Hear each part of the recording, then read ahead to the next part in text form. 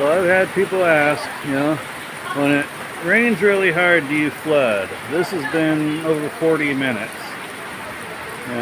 That hole is 3 feet deep.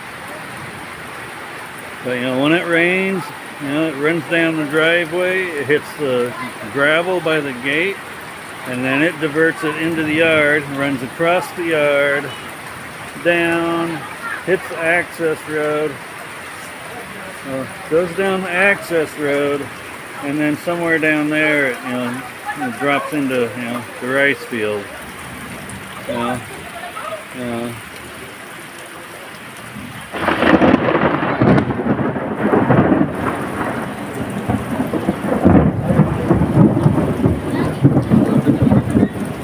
And that right there was a path that, was sticking out of the water by about 2 feet. And the green over there normally sticks out about another 10 feet.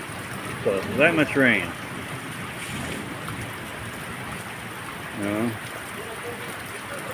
But yeah, it's, we're in rainy season now.